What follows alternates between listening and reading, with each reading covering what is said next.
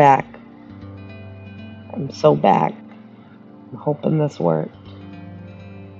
My ASMR stream. This was my good night. Good night, everyone. Yes, yes. Just gonna hop over to my book stand. hopping ever so gracefully. Hopping. Uh, uh,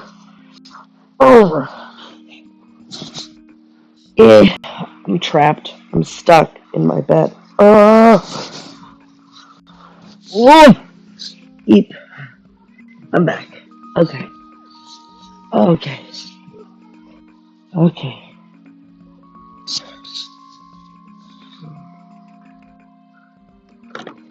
Alright. Well, we know of your Fresh Prince days. We know of your rapping ways. But what do you have to say about your own life? Let's find out. Was it easy and candid or full of strife? Let's find out. Let's find out. Okay. Good evening. I'm changing gears here for our ASMR stream, where I'll just whisper and read. Today we are reading Will. Will this book be good? Will this book be bad? Will be honest? Will. Table of contents. Fear, fantasy, performance, power, hope, ignorance, adventure, pain, destruction, alchemy, adaptation, desire, devotion, boom, inferno. Thank God that's not how it ended. His career, inferno. Sorry. Get back to whispering. Purpose, perfection, mutiny, retreat, surrender, love. Here we are. This beautiful, lovely land, starting the beginning of Will Smith's book. 10. The Wall. When I was 11 years old, my father decided he needed a new wall on the front of his shop. It would be a big wall, roughly 12 feet high by 20 feet long. The old wall was crumbling, and he was sick of looking at it. But rather than hire a contractor, construction company, he thought it would be a good project for my younger brother, Harry, and me. Daddy-O did the demolition. I remember looking at that gaping hole with excruciating disbelief. No worries, Sasquatch. Thanks for tuning in, man. Thanks for lurking. Just don't be jerking while you lurking. You know what I mean? Alright. I remember looking at that gaping hole. Well, that might be why you jerking while you lurking. Talking about that gaping hole. I'm looking at that gaping hole and in excruciating disbelief. I was utterly certain that there would never be a wall there again. Every day for nearly a year, my brother and I would go to my father's shop after school to work on that wall. We did everything ourselves. We dug the footing, mixed the mortar, and carried the buckets. I still remember the formula: 2 parts cement, 1 part sand, 1 part lime. Harry was in charge of the hose. We'd mix the pile with shovels out of the sidewalk and then fill 2-gallon buckets and lay on our separate bricks. We did it without any rebar or wood forms, just one of those levels with the water bubble in the middle. If you know anything about construction, you know that this is a loony ass way to do this. If we can keep it real, this is a chain gang kind of labor. Today we just call Child Protective Services. This is a job so tedious and unnecessarily long that what ended up taking two kids most of a year would have only taken a team of grown men a couple of days at most. My brother and I worked weekends, holidays, vacations. We worked through the summer that year. It didn't matter. My father never took a day off, neither could we. There were so many times I remember looking at that hole, totally discouraged. I couldn't see how this was ever going to end. The dimensions became unfathomably long in my mind. It seemed like we were building the Great Wall of West Philly. Billions of red bricks stretching infinitely into some distant nowhere. I was certain that I would grow old and die, still mixing concrete and carrying those buckets. I just knew it. But Daddy-O wouldn't let us stop. Every day we had to be there, mixing concrete, carrying buckets, laying bricks. Didn't matter if it was raining, if it was hot as hell, if I was mad, if I was sad, if I was sick.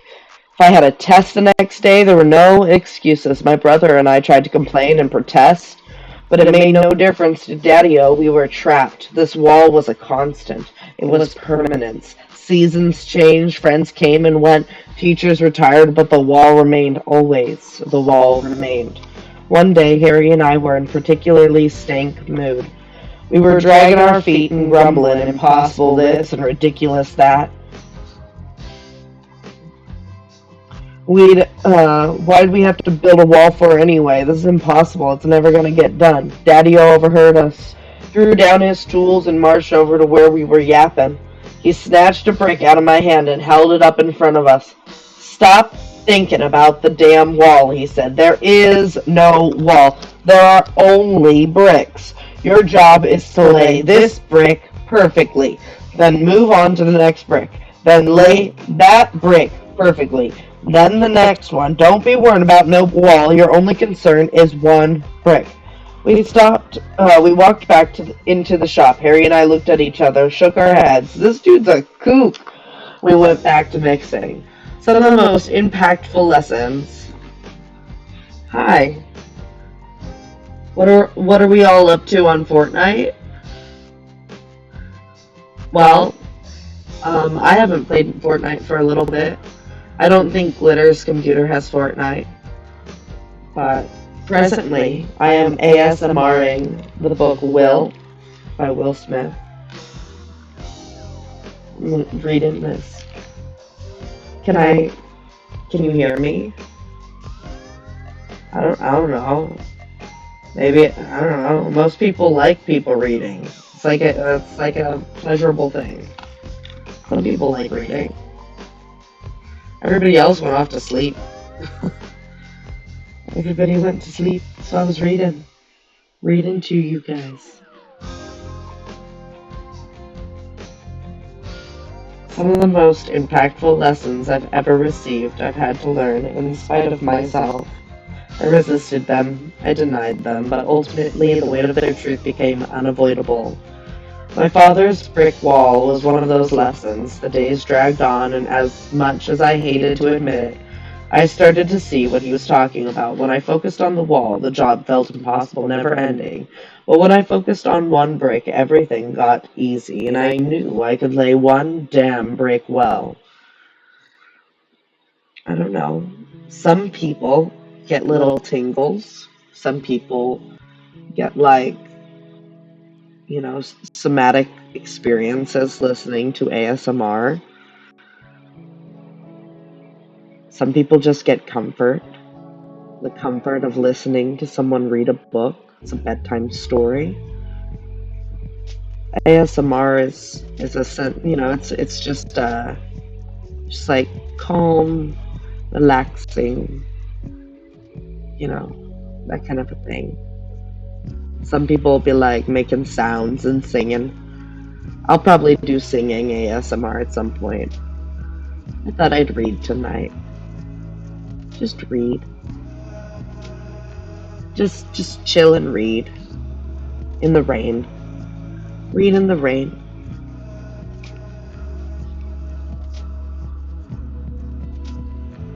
Where was I? As the weeks passed, the bricks mounted and the hole just got a little bit smaller. I started to see that the difference between a task that feels impossible and a task that feels doable is merely a matter of perspective. Are you paying attention to the wall? Or are you paying attention to the one brick? Whether it was acing the test to get accepted into college, hitting it big as one of the first global hip hop artists, or constructing one of the most successful careers in Hollywood history, in all cases, what appeared to be impossibly large goals could be broken down into individually manageable tasks. Insurmountable walls comprised of a series of conceivably layerable bricks. For my entire career, I have been absolutely relentless. I've been committed to a work ethic of uncompromising intensity, and the secret to my success is as boring as it is unsurprising. You show up and you lay another brick. Pissed off? Lay another brick. Bad opening weekend? Lay another brick. Album sales drop? Get up and lay another brick. Marriage failing? Well, lay another brick. Over the past 30 years, like all of us, I have dealt with failure, loss, humiliation, divorce, and death. I've had my life threatened, my money taken away, my privacy invaded, my family disintegrated, and each and every single day, still I got up, mixed concrete, and laid another brick. No matter what you're going through, there is always another brick sitting right there in front of you, waiting to be laid. The only question is, are you going to get up and lay it? I've heard people say that a child's personality is influenced by the meaning of their name. Well, my father gave me my name. He gave me his name. He gave me my greatest advantage in life, my ability to weather adversity. He gave me will. It was a cold, overcast day, nearly a year after my brother and I had begun. By that time, the wall had become such a fixture in my life that thoughts of finishing it felt like delusions. Like, if we ever did finish, there would be tragically another hole right behind it that immediately needed to be filled. But on that frigid September morning, we mixed the final pile, filled the final bucket, and laid the final brick. Daddy-O had been standing there watching the last few bricks being set into place, cigarette in hand. He stood quietly admiring our work. Harry and I set and leveled the final brick, then silence. Harry kind of shrugged. What now? Do we jump? Do we cheer? Do we celebrate? We gingerly stepped back and stood on each side of Daddy-O. The three of us surveyed our family's new wall. Daddy-O plucked his cigarette to the ground, twisted his boot to put it out, and exhaled the final drag of smoke. Never taking his eyes off the wall, he said, "Now don't y'all ever tell me there's something you can't do." Then he walked into the shop and got back to work. Chapter 1. Fear. I've always thought of myself as a coward. Most of my memories of my childhood involve me being afraid in some way. Afraid of other kids, afraid of being hurt or embarrassed, afraid of being seen as weak, but mostly, I was afraid of my father. When I was 9 years old, I watched my father punch my mother in the side of the head so hard she collapsed. I saw her spit blood in that moment, in that bedroom. Probably more than any other moment in my life, I was defined who I am today.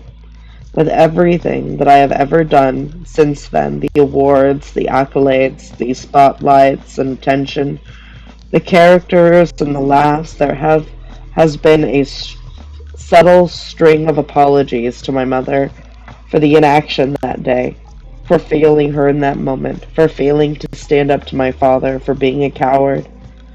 What you have come to understand as Will Smith, the alien annihilating MC, the bigger than life movie star, is largely a construction, a carefully crafted and honed character designed to protect myself, to hide myself from the world, to hide the coward. My father was a hero. His name was Willard Carroll Smith, but we all called him Daddy-O.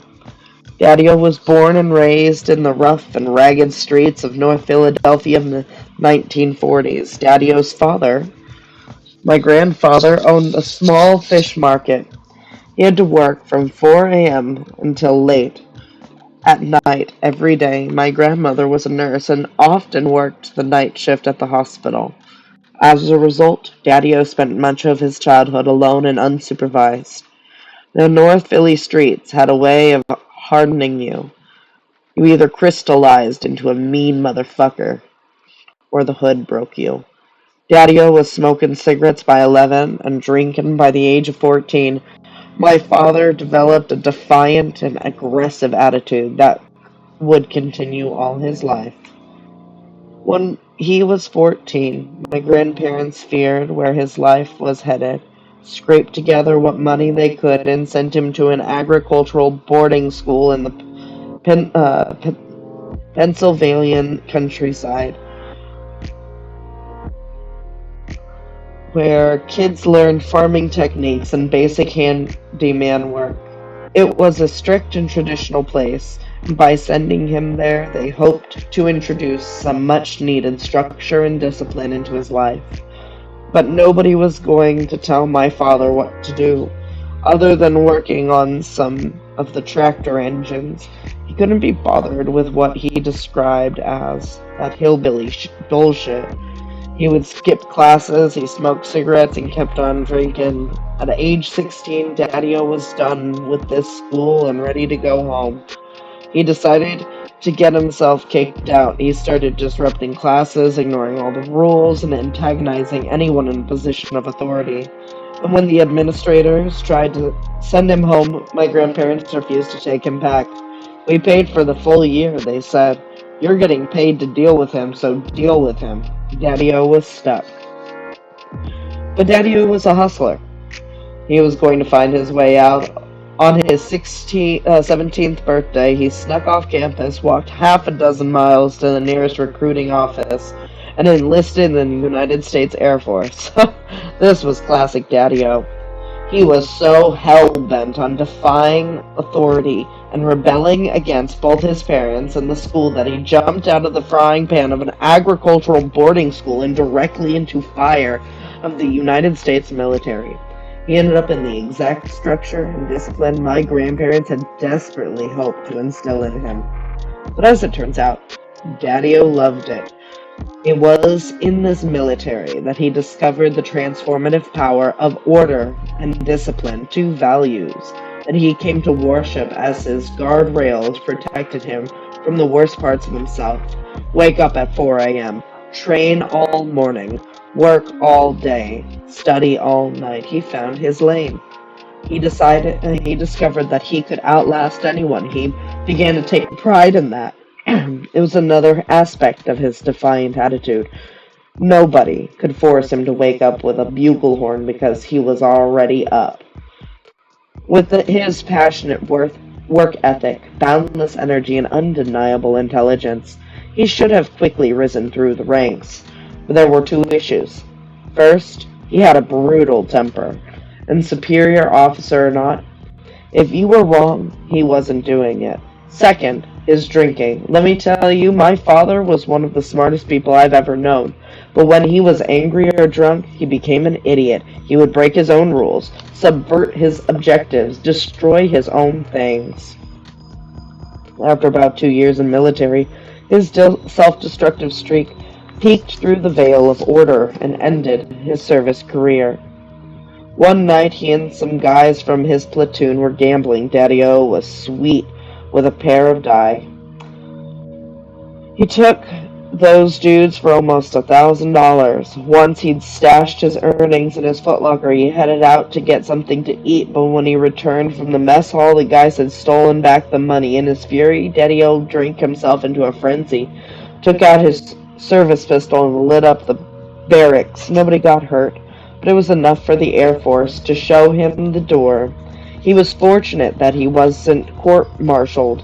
Instead, they just discharged him, put him on a bus, and invited him to never come back. This was a tension that ripped through my father's entire life. He demanded such rigid perfection from himself and the people around him, yet, after too many drinks, or if he snapped, he would burn everything to the ground. Daddy-O moved back to Philly, undaunted. He took a job in the steel mill while putting himself through night school. He studied engineering and showed a real aptitude for both electricity and the science of refrigeration.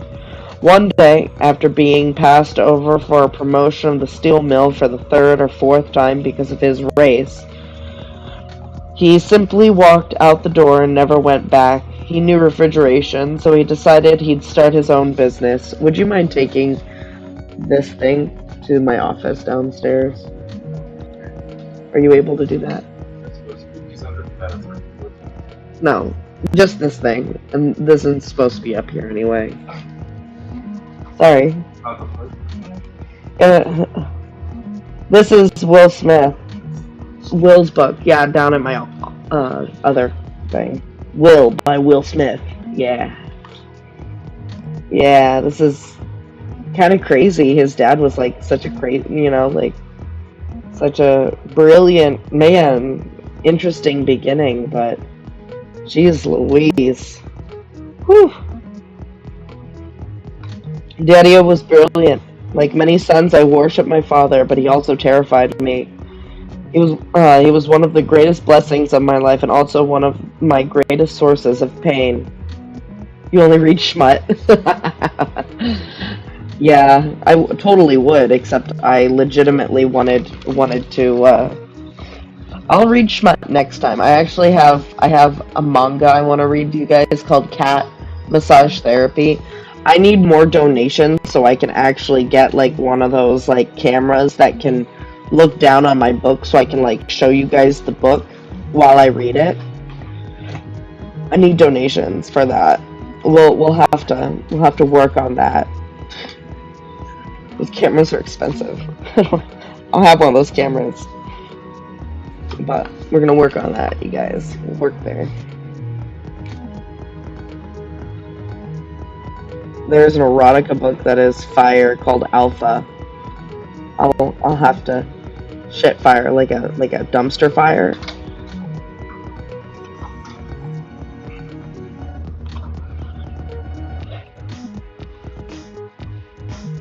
My mom was born Carolyn Elaine Bright. That's a way cooler name. She's a Pittsburgh girl, born and raised in Homewood, predominantly black neighborhood on the east side of the city. My mother, aka Mom Mom, is eloquent and sophisticated. She was a petite frame with long, elegant piano player fingers, perfectly sized to deliver a gorgeous rendition of Furley's. She had been a standout student at Westinghouse High School and was one of the first black women to ever study at Carnegie Mellon University. Mom would often say that knowledge was the only thing the world couldn't take away from you, and she only cared about three things: education, education, and education. She loved business, banking, finance, sales, contracts. Mom always had her own money. Life moved quickly for my mother, as it often did in those days. She married her first husband at the age of 20, had a daughter, and was divorced less than 3 years later. By 25, as a struggling single mom, she was probably one of the most educated African American women in all of Pittsburgh, yet she was still working jobs beneath the level of her true potential. Feeling trapped and craving bigger opportunities, she packed up the baby and moved to live with her mother, my grandmother, Gigi, in Philadelphia. My parents met in the summer of 1964. Mom was working as a notary in the Fidelity Bank in Philly. She was rolling out with some girlfriends to a party, and one of them told her that she had to meet this man. His name was Will Smith. Ew, it's called Alpha.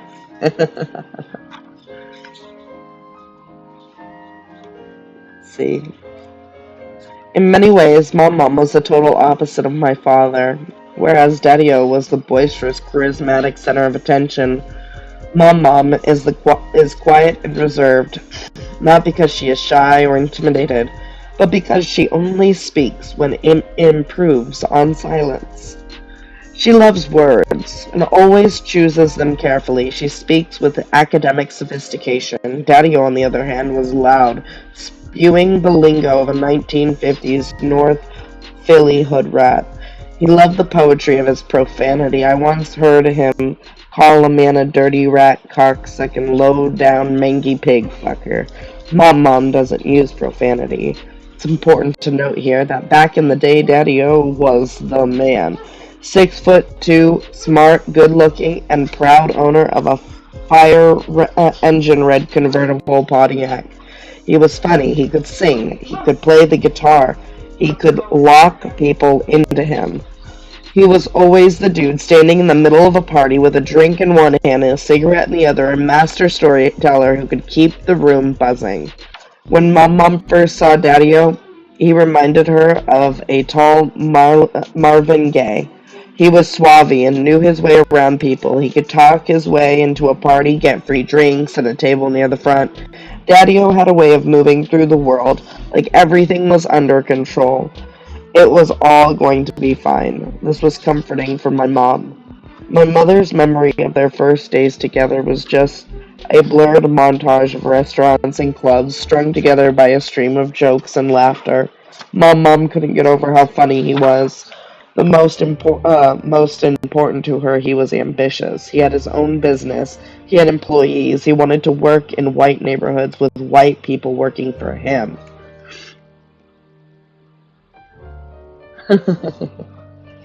Daddy-O was going places. My father wasn't used to interacting with women of my mother's educational accomplishments. Man, this bird's smart as a motherfucker, he thought.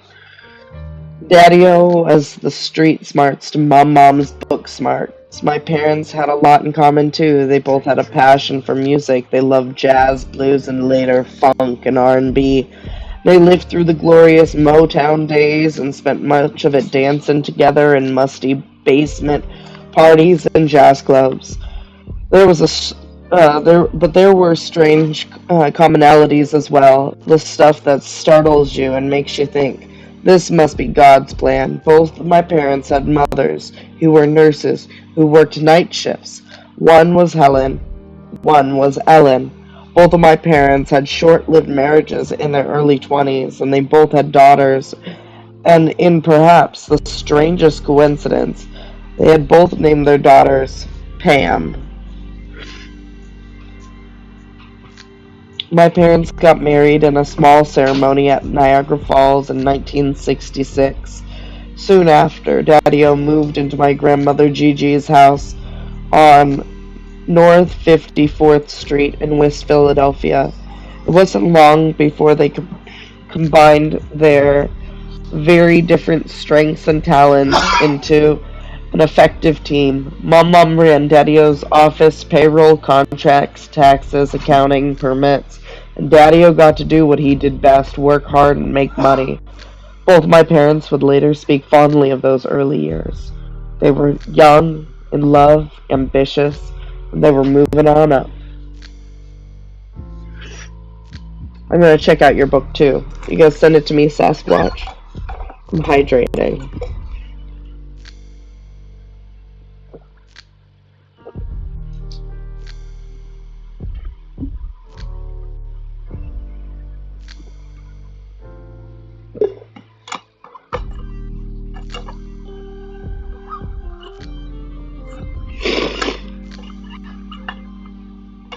Gnarly. I drank all my water.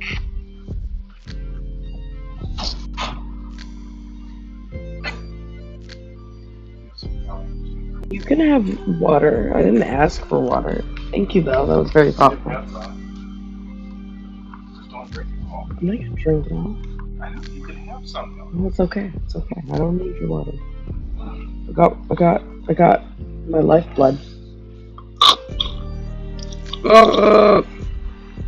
Okay. My full name.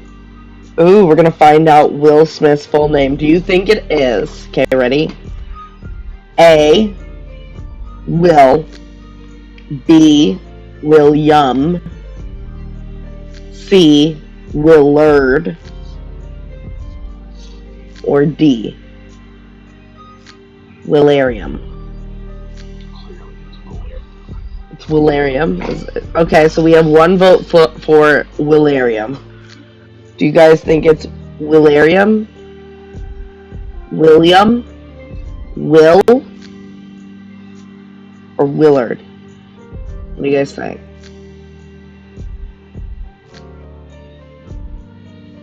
Alright, nobody's gonna guess. Guessing games. Come on, man.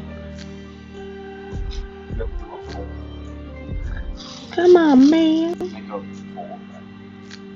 Oh, I'm gonna get really big and get mad at you guys. Wait. How dare you! I'm just kidding.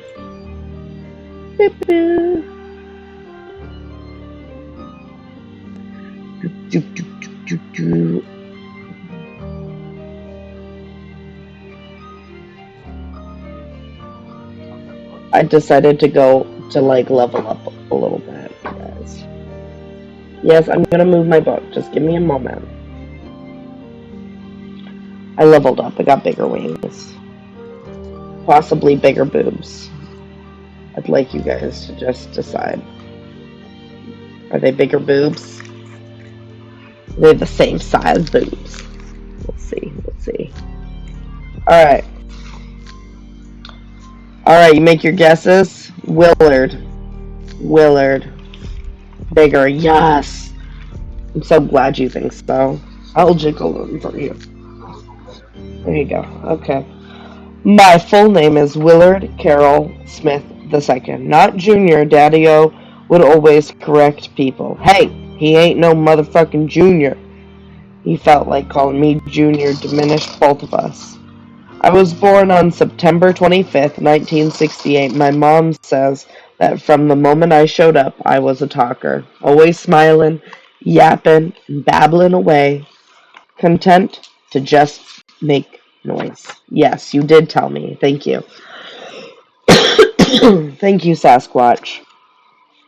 I'm glad you got that right. Good boy. Alright, here we go.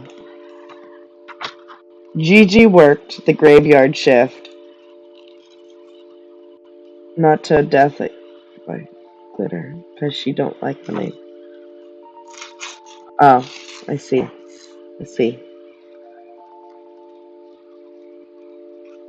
Where was I?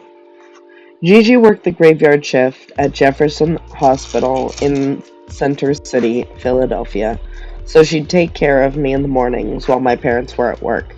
Her house had a huge porch, which served as my front row seat to the drama of North 54th Street, the stage on which I could join in the theatrics. She'd prop me up on that porch and watch me jibber-jabber with anybody and everybody who walked by.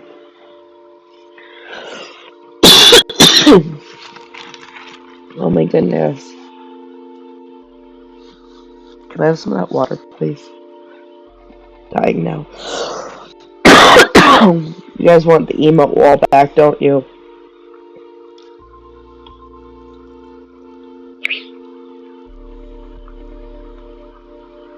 Here. I'll give you an emote wall. There. Your wall is back.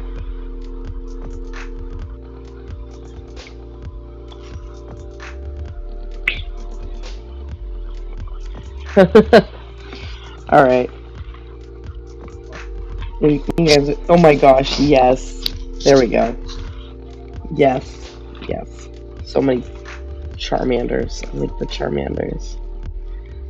Yes. Okay. Gigi worked the graveyard shift at, yes. My twin brother and sister, Harry and Ellen, were born on May 5th, 1971. And counting Mom's daughter Pam, Just like that, there would now be 6 of us under one roof. Fortunately, the North Philly entrepreneur in Daddy-O was alive and well. He had gone from repairing refrigerators to installing and maintaining refrigerator and freezer cases in major supermarkets. Business was taking off and he was expanding beyond Philly into the surrounding suburbs. He started to build a fleet of trucks and hire a crew of refrigeration and electrical technicians. He also rented a small building to use as his base of operations. Oh my goodness. Let me see how many more pages do we have until we get to the end of a chapter. Oh my gosh. I can't do a whole chapter tonight. I might have to get to the next paragraph, please. Alright, one more page. One more page and I have to go to bed or I'm gonna get more sick. I can't do that. Can't do that. Daddy-O was always hustling. I remember one particularly frigid winter. Cash got tight. So he taught himself how to repair kerosene heaters. They were all the rage in Philly at the time. He put up a bunch of flyers and people started bringing him their broken heaters. Daddy-O figured out that once he'd fixed a heater, he'd have to test it for a couple of days to make sure it was working. At any given time, he'd have 10 or 12 kerosene heaters being tested for the quality of his work. That many heaters will easily warm a West Philly row home, even in the coldest of winters, so Daddy-O canceled our gas service, kept his family warm and toasty for the winter, and got paid for it. By the time that I was 2 years old, Daddy-O had established his business firmly enough. Oh my gosh, I'm dying. I'm dying, you guys, I'm dying.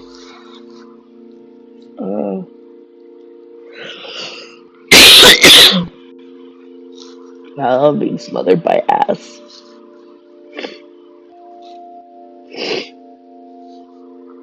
So much ass. So much crack. Too much crack. Stop smoking the crack. Oh my goodness. The frogs.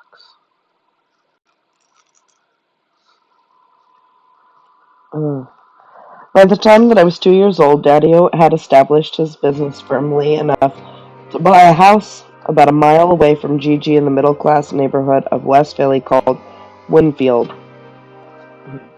Thank you. Thank you. I am a nerd. Thank you.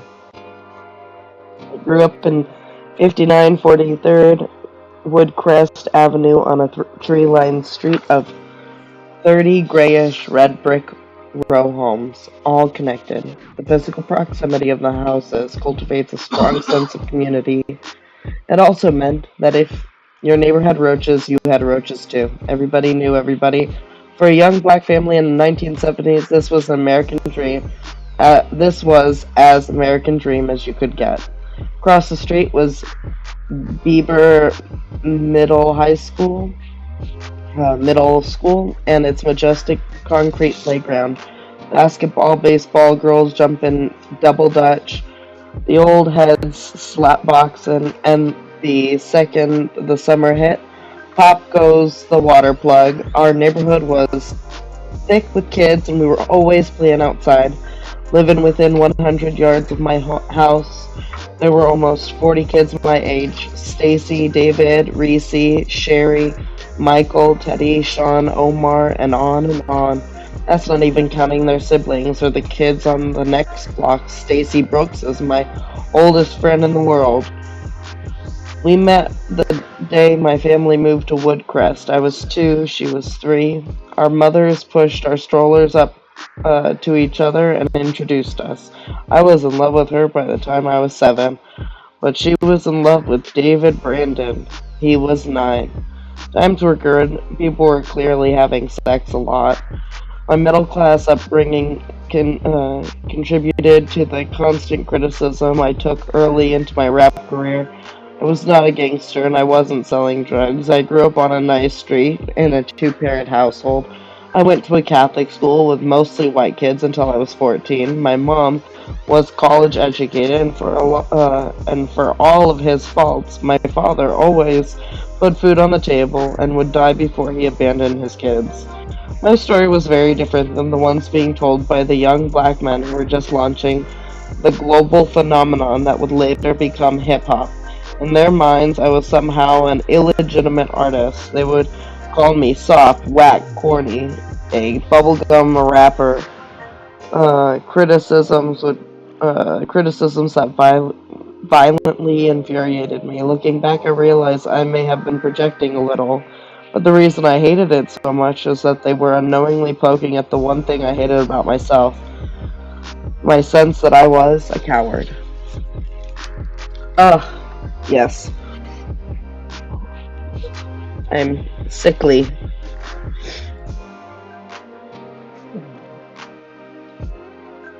We're all sick. You're sick, I'm sick, we're all sick. No, we live nowhere near each other. It's just the times. You're sick in different ways, aren't you, Sasquatch? Knew it. I know it. I called that. I called it. I called it.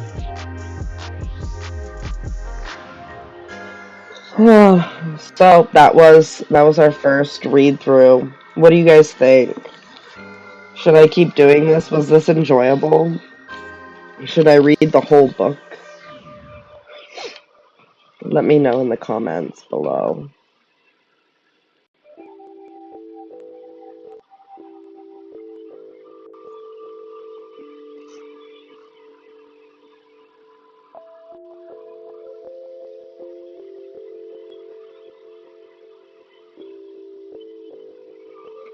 Oh, yay.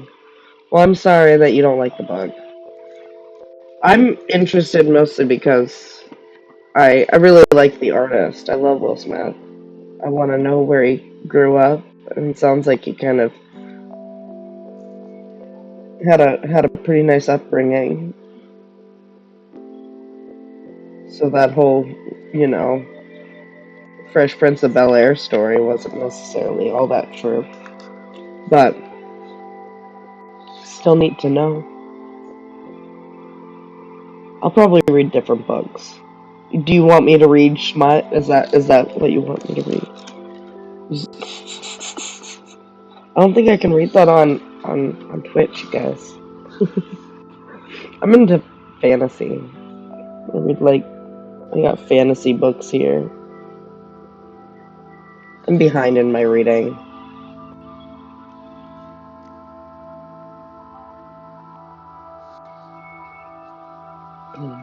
I'll have to read The Magicians. It's kind of smutty. I'll read The Magicians.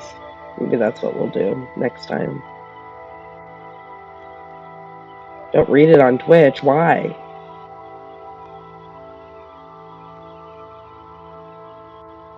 Why can't I read it on Twitch?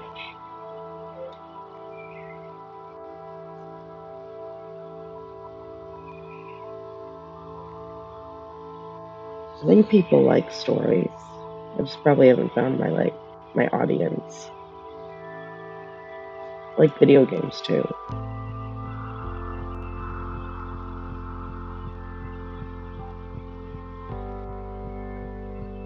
Oh, don't read the Schmut. I don't think Magicians is smut. It just has some very, yeah, probably not. Unless I filled it in with Twitch appropriate words. I could read through and fill in all the words with appropriate words.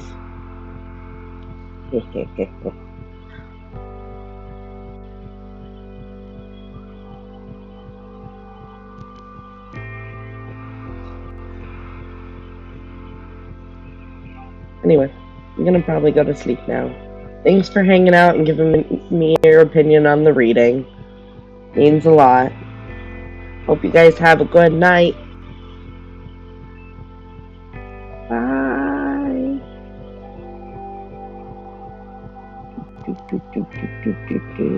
Where is the... There.